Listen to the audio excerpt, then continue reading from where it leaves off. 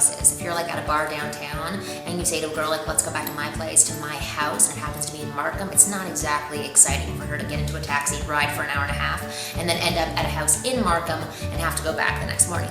Condos are hipper, they're cooler. I would say houses say more stability to a woman. That's what they're sending the message of. A guy who's a little bit more serious. Condos are, in my mind, kind of temporary. They're like the middle zone between, living in your parents' home and then living in a home house. Well, I always say everywhere is great for picking up women. It just depends on what you want to have to deal with later on down the road. If you are a man that can be okay with going to your condo gym and seeing a woman that you've slept with or you've dated with or you've hung out with and it never worked out and you can handle seeing her every day, then absolutely pick up women at your condo gym. But if you're somebody that maybe will not be able to handle that and wants to avoid awkward situations, I would say go for an outside of the condo gym so that you can at least switch your membership if it gets awkward. Super sexy. Absolutely super sexy. I believe that anything that a man is passionate about is extremely attractive.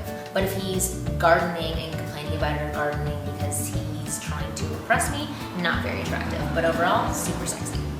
Absolutely move out of your parents' home by the time that you're 23, probably when you're done with college. I understand that people may not have the money to do it, but I think for your own independence and growth, it's pretty essential to get out of your house at 23, 24.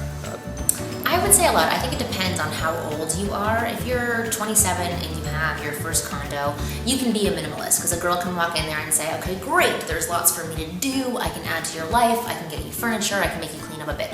But for a guy who's probably 30 plus to just have like a little bed in the corner and maybe one desk and like an apple in his fridge, not really super attractive. It just means that he's not a very together man. A man who has a fully decorated home, very